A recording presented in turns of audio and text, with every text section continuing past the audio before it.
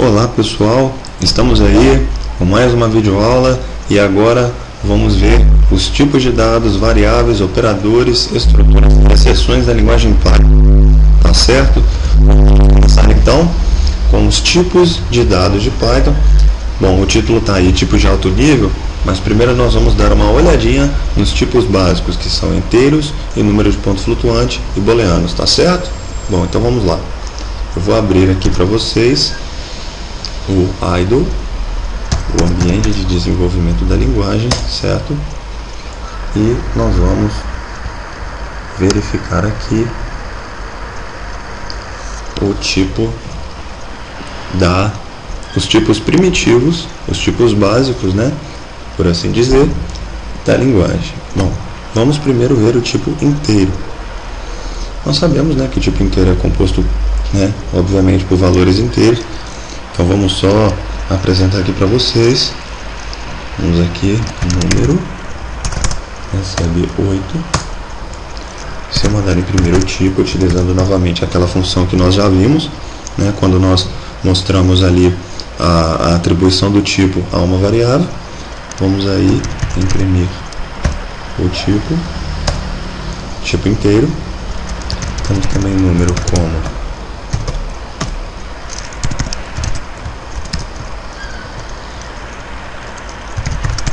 um ponto flutuante, né?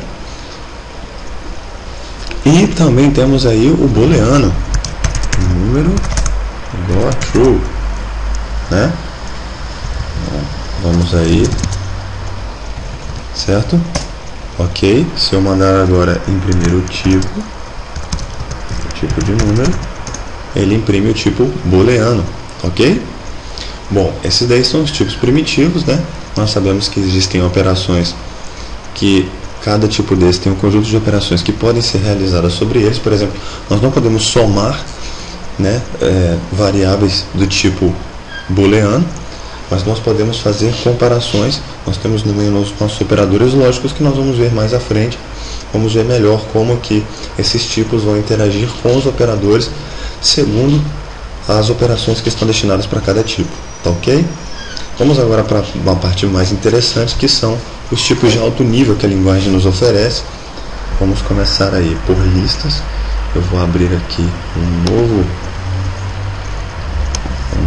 uma nova janela do idle, para que a gente tenha uma interface mais limpa para poder trabalhar. Bom, o que são listas, né? Qual é a diferença entre lista, tuplas, strings, dicionários? Talvez a gente pense, poxa, mas tanto tipo e eu não consigo enxergar a diferença deles. Vamos lá. Listas é como um vetor em outras linguagens. Ela é um conjunto de valores que são indexados, né, por um índice numérico inteiro, começando em 0. A lista no Python pode armazenar valores de qualquer tipo, inclusive eu posso ter uma lista de listas, certo? Nós vamos aqui então ver um exemplo disso que eu acabei de falar. Eu posso ter a minha lista da seguinte forma: lista. Lembrando que para que eu crie uma lista é necessário que eu coloque essas chaves aqui, certo? Ou colchetes, que nós costumamos dizer, tá? Se eu fizer só isso, eu criei uma lista vazia, certo? Se eu quiser adicionar agora um elemento a essa lista, eu posso simplesmente fazer lista.append, é um método que já está implementado e que dá essa capacidade de eu adicionar um elemento no final da lista. Eu vou adicionar o elemento 9. Opa, tivemos um problema. Sim, claro, não poderia realizar essa operação. Desculpem o erro. Lista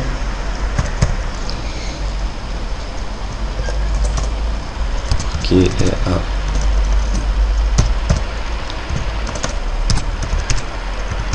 append. Pronto, agora sim, eu esqueci da letra D, perdoem o erro aí.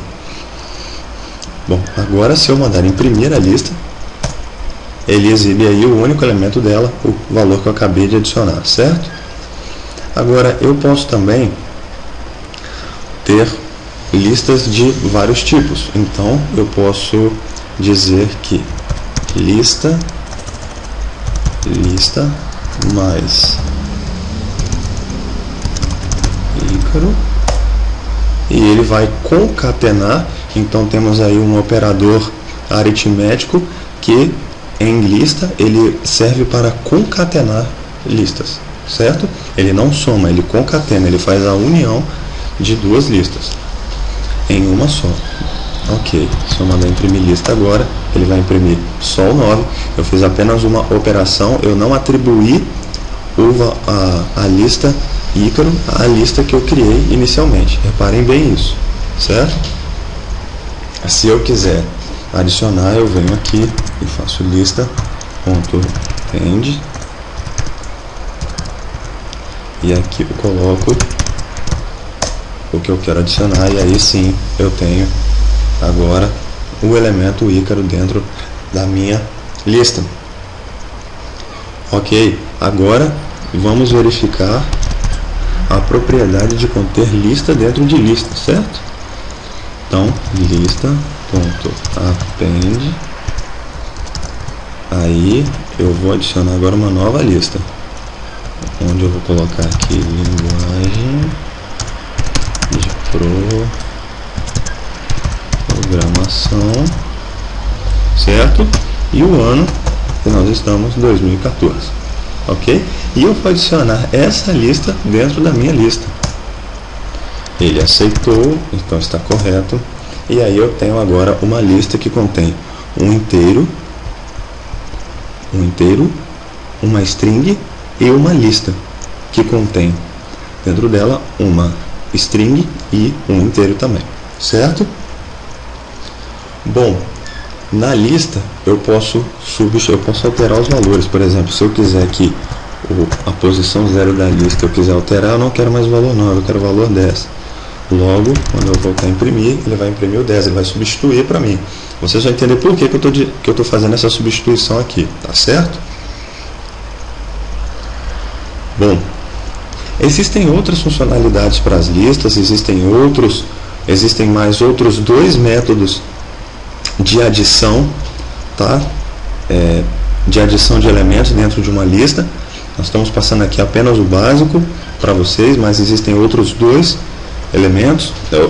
métodos, desculpa, para que você possa adicionar elementos. Certo.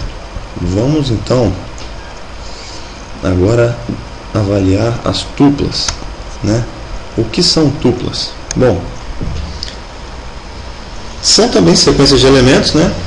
Como listas, comportam-se como listas, com a exceção de que são imutáveis. Logo, aquela substituição que eu fiz do valor 9 pelo valor 10, eu não posso fazer com tupla. Vamos verificar isso então. Eu vou criar uma tupla, lembrando que para criar uma tupla eu uso parênteses, certo? Agora eu tenho aqui então arte, vírgula 9. Pronto, se eu mandar imprimir A, ele vai imprimir. Repare que a mesma propriedade de comportar tipos diferentes a tupla também tem. Porém, se eu quiser agora modificar o valor 1, que é o 9, e colocar o 10, ele não me permite fazer. Tá vendo? Ele não suporta esse tipo de operação. Logo, eu posso criar uma tupla, mas eu não posso alterar os valores dela, certo? Ok. Vamos então agora ver um pouquinho das strings, tá certo? Bom, o que nós podemos ver das strings é que, diferentemente da linguagem C, por exemplo, que trata o char, na verdade, é um inteiro, né? Aqui realmente são caracteres. Então, tem um tratamento diferenciado. A cadeia de caracteres, uma forma de dado muito comum, né? É uma sequência também imutável, assim como a tupla, né? É uma sequência imutável, alocada dinamicamente, sem restrição de tamanho, mas uma vez criada, não pode ser alterada, tá ok? Vamos então verificar essas propriedades, certo? Vamos lá. Agora eu vou aqui, string, chamar aqui de palavra, tá? E vou colocar aqui Python,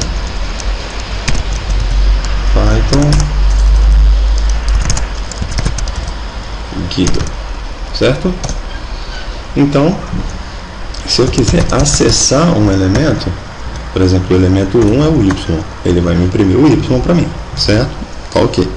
Eu posso acessar o elemento, porém, se eu quiser agora, palavra 1, recebe O, eu não posso, tá ok?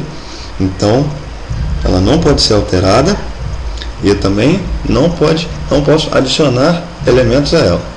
Uma vez criada, ela é mantida daquela mesma forma, ok? Então, essas são algumas propriedades aí das strings, né? Nós temos alguns métodos que são utilizados também para contar, né? Por exemplo, len palavra, ele me dá o tamanho da string, certo? Então é isso aí, pessoal. Existem também, como eu disse, em listas, existem outros métodos para a gente poder testar, para a gente poder buscar um elemento específico. Todos esses recursos estão disponíveis. Nós estamos dando uma breve introdução para vocês, para que vocês possam se familiarizar com a linguagem, com os recursos, com os tipos de dados dela. Tá certo? Bom, vamos agora para os tipos de dados chamados dicionários. O tipo de dados dicionários que nós vamos aprender agora são sequências que podem utilizar índices de tipos variados, bastando que esses índices sejam imutáveis. Esses índices podem ser números, tuplas, strings, né? Os dicionários são conhecidos em outras linguagens como arrays associativos ou hashes. Nós estamos acostumados também a ouvir esse termo, certo? Bom, uma pequena demonstração do que seria um dicionário seria isso. Vou colocar aqui, dicionário recebe. Agora, reparem, para criar um dicionário eu coloco essas chaves aí.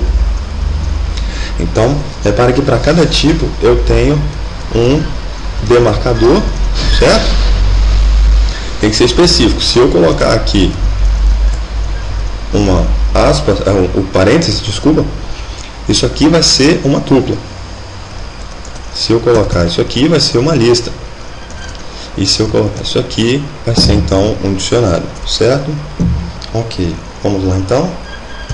Eu vou colocar aqui o nome, os pontos, ok, idade, os pontos, ok. Bom, vamos colocar aqui mais um dado, né? Vou colocar aqui curso e vou colocar aqui Python. Ok, criado o nosso dicionário, vamos agora entender o que significa cada um desses elementos que eu coloquei aí, certo? Olha, o dicionário ele trabalha com chaves, com pares de chaves e valores. Nesse dicionário que foi criado, as chaves são nome, idade e curso. Essas são as chaves do nosso dicionário. E os valores são Ícaro, 21 e Python, certo? Nesse caso, a gente pode ver que é bem simples, né? Você criar um dicionário, você atribuir a ele valores, atribuir chaves. Agora, existem outras formas de se criar um dicionário. Por exemplo, através de uma lista, eu posso criar um dicionário seguindo um método. Vamos criar aqui uma lista, né?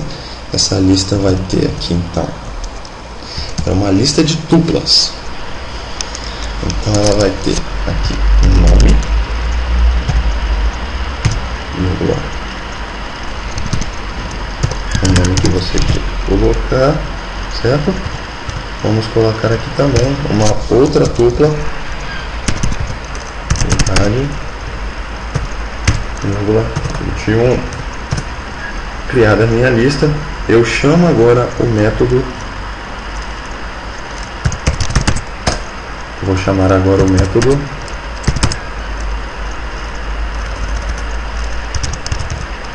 Tício recebe o método get. Vocês veem aí que ele já até mudou de cor, ele já reconheceu o método lista.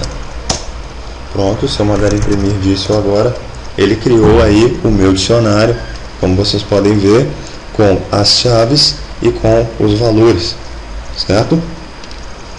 Um outro método também de se criar dicionário que nós podemos utilizar é o método fromCase. Eu digo aqui que eu crio a minha variável e eu vou atribuir a ela o seguinte comando.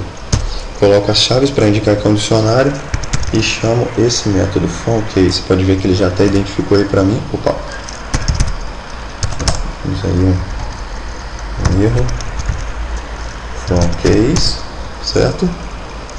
E aí dentro dos parâmetros desse método eu posso passar aqui as chaves. Eu passo uma lista com as chaves. Então eu passo aqui nome, vírgula, idade, certo? Nesse caso, ele é como se eu tivesse atribuindo null, né, a todas as chaves. No caso do Python, é none. É assim, ó. None. O none é o null do C, certo? Agora aqui vamos dar Enter. Ele criou o nosso dicionário. Se eu mandar imprimir, você vai ver aí que está none, certo? Agora, nós podemos também criar da seguinte forma. Eu já posso passar como parâmetro também dentro desse método, certo? Eu posso passar uma chave padrão. Essa chave padrão, no caso aqui, posso colocar aqui nada, ok? Se eu colocar aqui nada, quando eu mandar imprimir o dicionário, ele atribui essa chave, essa chave não, o valor padrão, e o valor padrão foi atribuído aí a cada chave da lista que eu passei como o primeiro parâmetro do método, tá certo?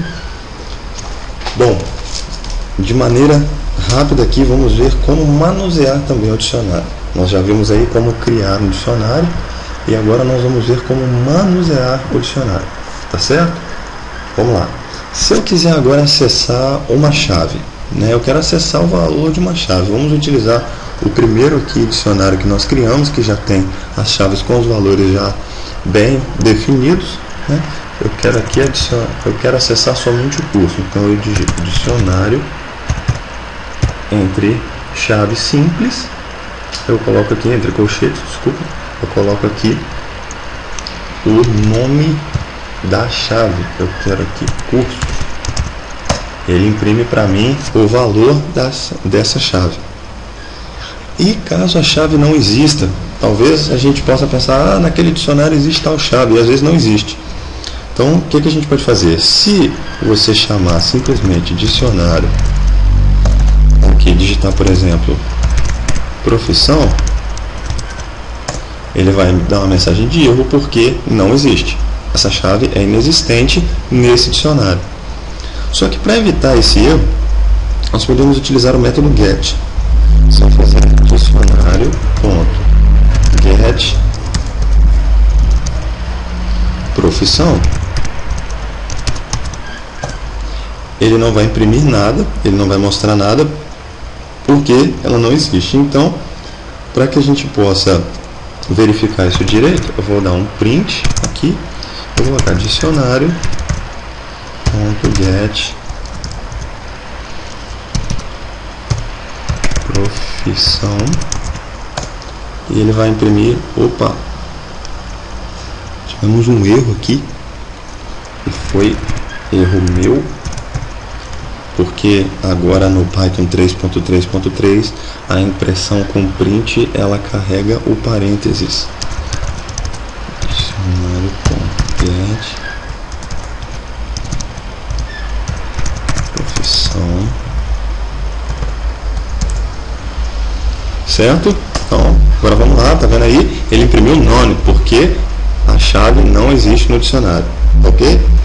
Agora vamos ver como alterar o valor de uma chave. Nós podemos também alterar o valor da chave, certo? Então vamos lá, eu vou alterar então o nome do curso. Vamos continuar utilizando o nome do curso como exemplo aí. Vamos então, dicionário, curso, recebe agora, Python 3.3.3. Pronto, a alteração foi feita, é só mandar imprimir o dicionário. Agora nós vamos ver que ele já fez a alteração, tá certo? Muito bem. Agora, se eu quiser apagar uma chave, como que eu faço? Bom, para apagar uma chave eu posso usar o comando del, que já é uma palavra reservada do Python, que nós vamos ver mais à frente as palavras reservadas do Python. Eu posso usar o comando del dicionário.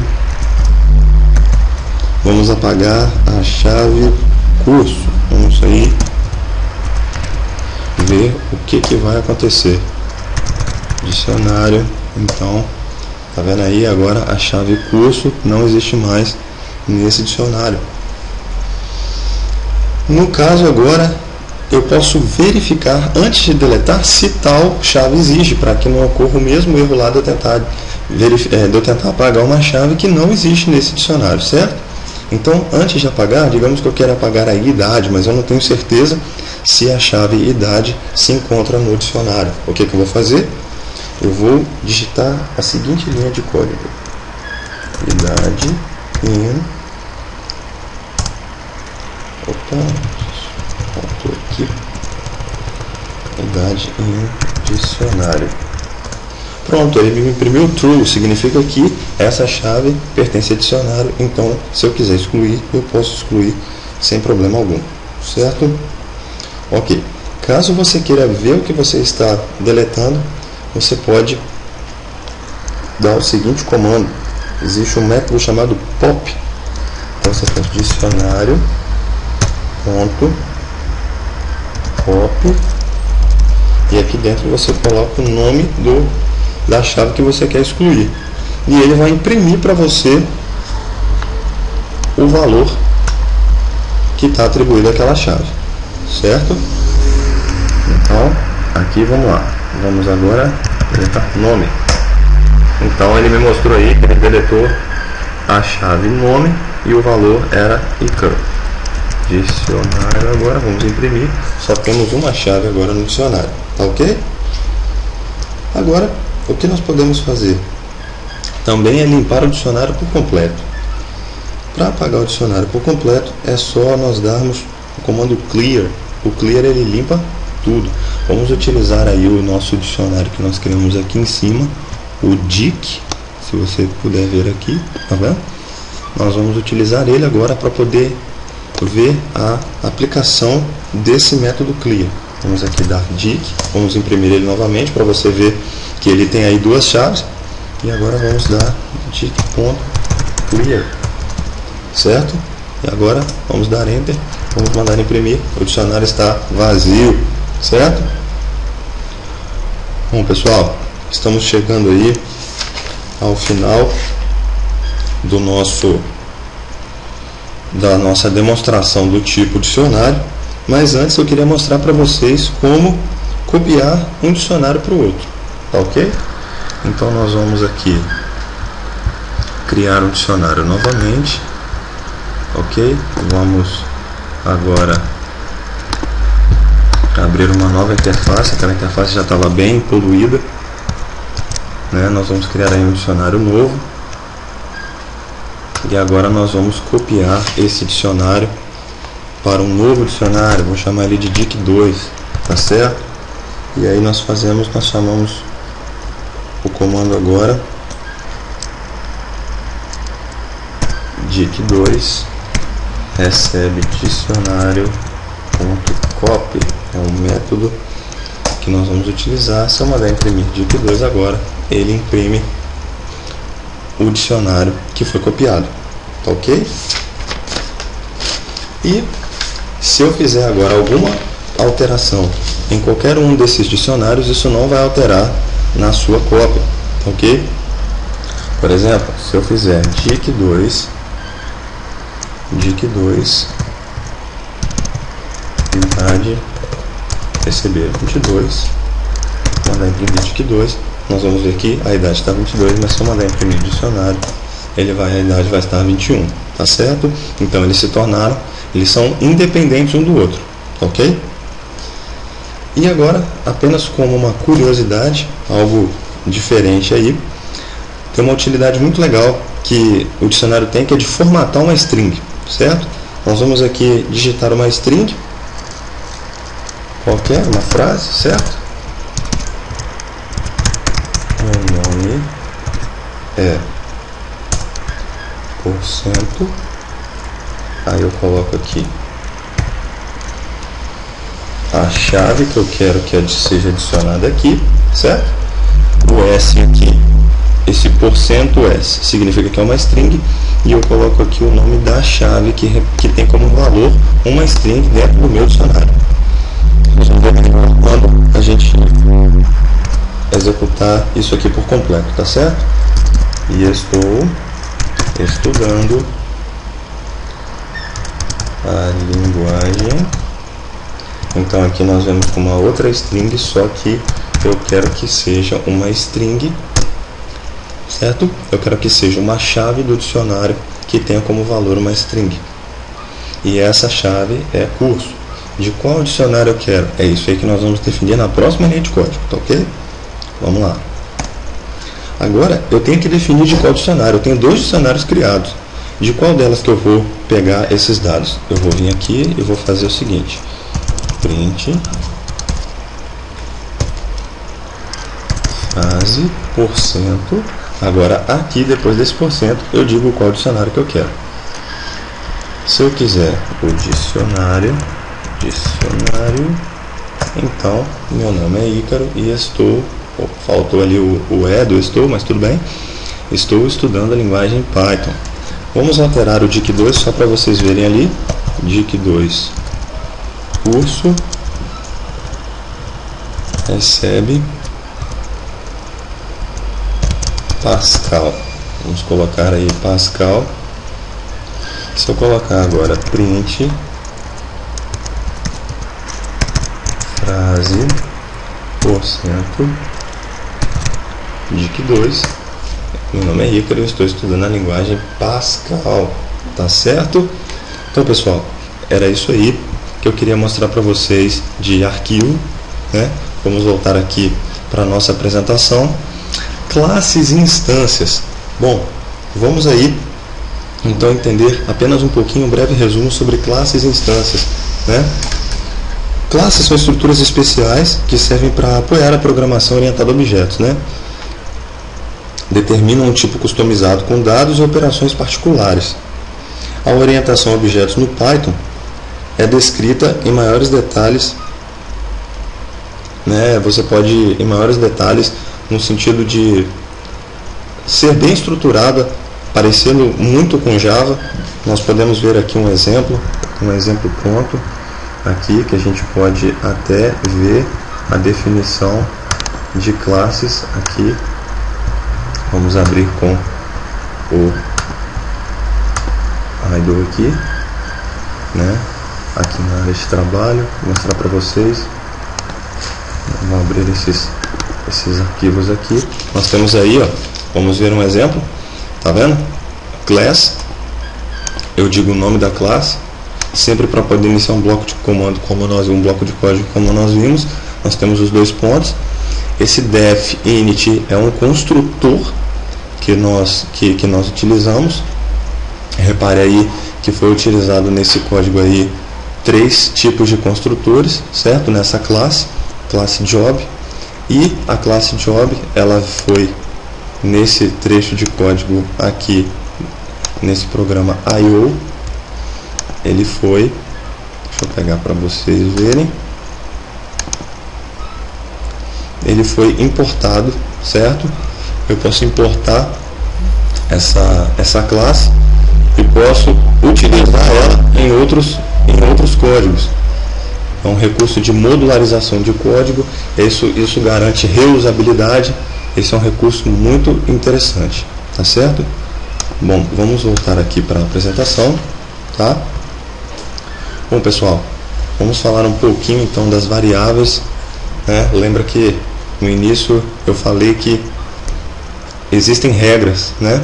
Existem regras para poder definir variáveis em Python, e todas as variáveis devem começar com uma letra sem acentuação ou com um sublinhado. Podem conter números, letras sem acentuação e sublinhados. O que isso significa?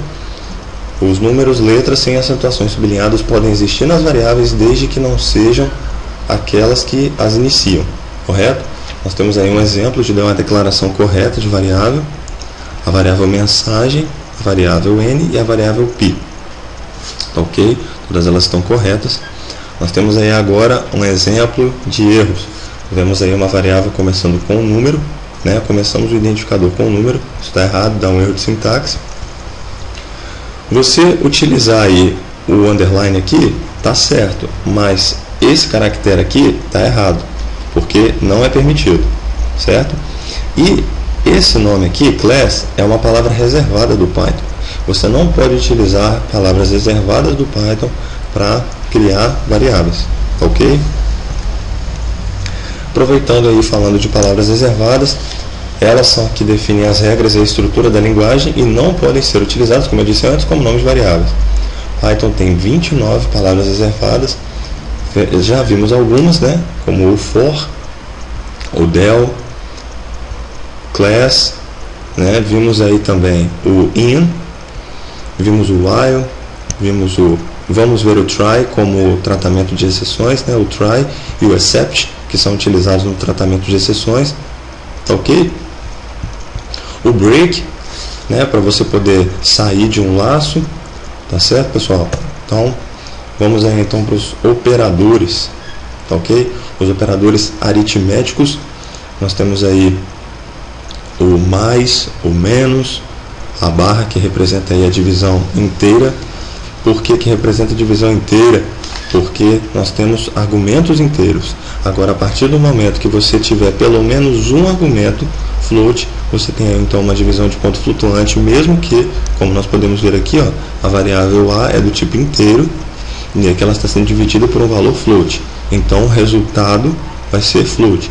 Repare, então, que um mesmo operador, ele está executando, então, ações diferentes. Isso é um exemplo de polimorfismo. Tá ok? Esse operador representa o resto da divisão inteira. Então, se eu pegar aqui o 7 com o quadro, eu tenho o resto da divisão inteira, tá? Esse operador aqui, ele executa a multiplicação quando exibido uma única vez, colocado uma única vez entre dois operandos, e quando ele é colocado duplicado entre dois operandos, ele representa exponenciação, tá certo? Esses são operadores aritméticos.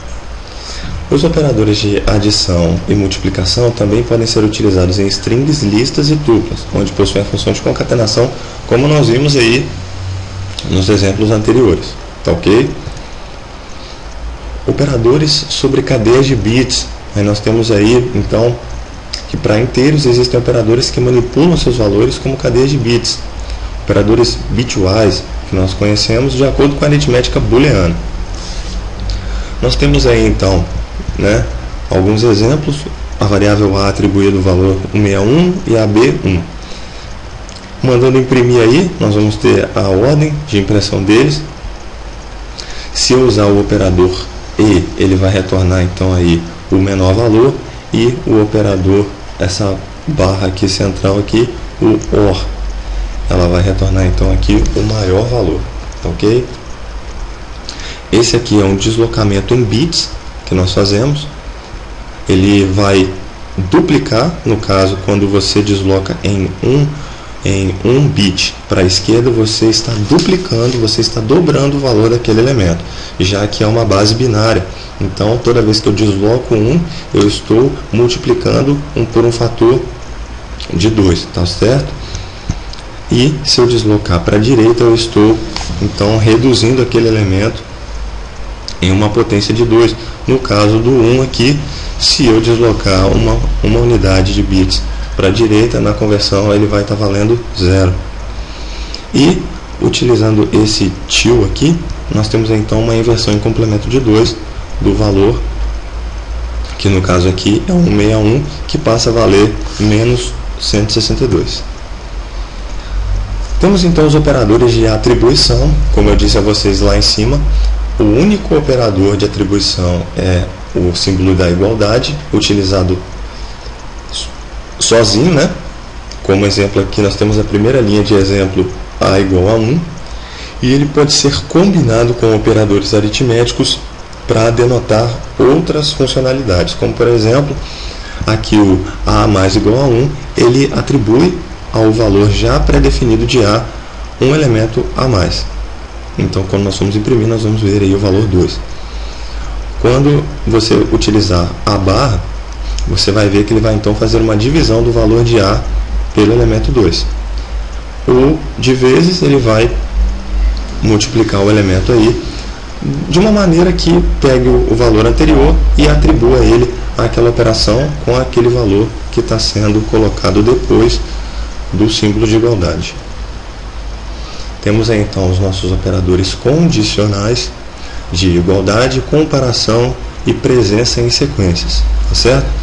Aí de igualdade nós temos então a duplicação do operador do símbolo de igualdade, né, que nós vemos aqui.